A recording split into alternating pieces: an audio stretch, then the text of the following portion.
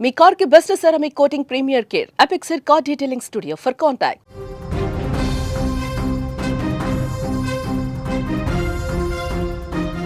TTD prasad వివాదంపై Shivajyothi react అవ్వడం జరిగింది. క్షమాపణలు కోరుతూ కూడా ఆమె వీడియోను విడుదల చేసింది. తప్పైంది, క్షమించారని కూడా శివజ్యోతి వేడుకుంది. నా మాటలు తప్పుగా ఉన్నాయి, కానీ తన ఉద్దేశం అది కాదు అంటూ కూడా ఆ వీడియోలో చెప్పడం జరిగింది శివజ్యోతి. శ్రీవారి దయ లేకుంటే నా జీవితంలో ఏది జరిగేది కాదు అంటూ కూడా శివజ్యోతి ఒక వీడియోనైతే రిలీజ్ చేయడం జరిగింది. తిరుమల తిరుపతి దేవస్థానం విషయంలో ఇటీవల చేసిన వ్యాఖ్యలు సోషల్ మీడియాలో దుమారం రేపడంతో ప్రముఖ anchor big boss fame Shivajyothi స్పందించడం జరిగింది. ఈ మేరకు ఆమె ఒక వీడియోనైతే విడుదల చేస్తూ శ్రీవారి భక్తులకు, టీటీడీ బోర్డుకు బేషరతుగా క్షమాపణలు చెప్పారు. ఈ మేరకు ఓ వీడియోను కూడా ఆమె విడుదల చేయడం జరిగింది. వీడియోలో శివజ్యోతి మాట్లాడుతూ, నా మాటలు వినడానికి తప్పుగా అనిపించుండొచ్చు, బట్ నా ఉద్దేశం మాత్రం స్వామివారిని కించపరచడం కాదు. కేవలం 10,000 టికెట్ కోసం క్యూ లైన్లో నిలబడ్డామనే ఉద్దేశంతో మాత్రమే ఆ మాట అన్నాను, కానీ అది వేరే రకంగా అర్థం చేసుకోబడింది.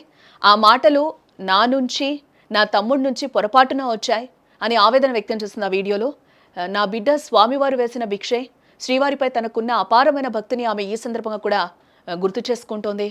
నా జీవితాన్ని మార్చిన దైవం ఆ వెంకటేశ్వర స్వామి. ఆయన దయ లేకపోతే నా జీవితంలో ఏది జరిగేది కాదు. ఇప్పుడు నా కడుపులో పెరుగుతున్న బిడ్డ కూడా ఆ స్వామివారు ప్రసాదించిందే. అంతటి దేవుడి గురించి నేను ఎప్పుడూ తప్పుగా మాట్లాడనని కూడా శివజ్యోతి ఆ వీడియోలో చెప్పడం జరిగింది. ఈ సందర్భంగా భక్తులకు, టీటీడీ బోర్డు సభ్యులందరికీ కూడా సారీ చెప్తున్నా, మరోసారి ఇలా జరగకుండా చూసుకుంటానంటూ కూడా వీడియో ద్వారా వివరణ ఇస్తూ క్షమాపణలు కోరింది శివజ్యోతి. అందరికీ నమస్తే.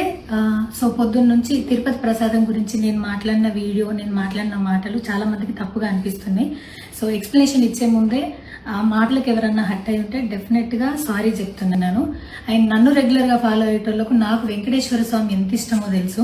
యూట్యూబ్లో, ఇన్స్టాగ్రామ్లో 3 నెలలు 4 నెలల సంధి శనివారాల వ్రతాల గురించి, వాటి డీటెయిల్స్ గురించి నేను చెప్తూనే ఉన్నా. అవేవి దేని గురించి ఎవరు మాట్లాడుకోలేరు. అన్ఫార్చునేట్లీ దీని గురించి మాట్లాడిండ్రు. ఏదైనా సరే తప్పు జరిగింది నా సైడ్ నుంచి.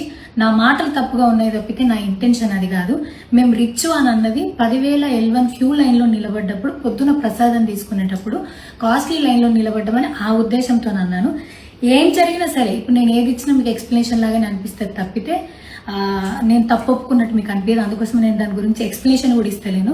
తప్పైతే నా సైడ్ నుంచి జరిగింది అండ్ నా తమ్ముడు సోను తరపున నుంచి కూడా జరిగింది. తను అవైలబుల్లో లేడు. తన తరపున, నా తరపున అందరికీ సారీ చెప్తున్నా. సో నా ఇంట్లో వెంకటేశ్వర స్వామి, నా చేతి మీద వెంకటేశ్వర స్వామి, అన్నిటికన్నా ముఖ్యంగా జీవితంలో నాకు అత్యంత విలువైంది నా బిడ్డ. నా బిడ్డను కూడా వెంకటేశ్వర స్వామి ఇచ్చిండు. నేను ఆయన గురించి తప్పుగా ఎట్లా మాట్లాడతా? అస్సలు ఆయన గురించి తప్పుగా మాట్లాడా. ఆయన గురించే కాదు, నన్ను రెగ్యులర్గా ఫాలో అయ్యేటోళ్లకు నేను అన్ని మతాల దేవులను మొక్కుతా, అందరి దేవులను మొక్కుతా. అందులో వెంకటేశ్వర స్వామి నా జీవితాన్ని మార్చిండు. ఈ రోజు నేను అనుభవించే ఏది కూడా ఆయన దయలేకపోతే కాదు. అట్లాంటిది ఆయన గురించి నేను ఎందుకు మాట్లాడతా? అయినా సరే తెలుసో తెలకో పొరపాటు మాటలైతే నా నోటి నుంచి, మా తమ్ముడు నోటి నుంచి వచ్చినాయి. దానికి డెఫినెట్గా సారీ అడుగుతున్నా.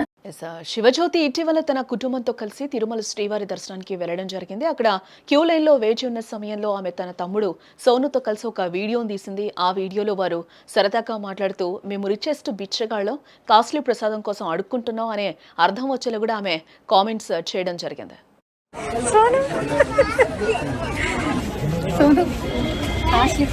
జీవితంలో ఎప్పుడు అడుక్కోలేదు, ఫస్ట్ టైం అడుక్కున్నాను. దర్శనం ఇది మొత్తం ఇంకా 436 కుబేరులో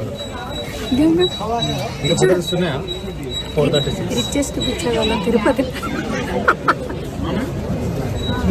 కానీ అడుక్కునే కానీ బాగుంది గైస్. ప్రసాదం పడుకుంటుండే ఫ్రెండ్స్.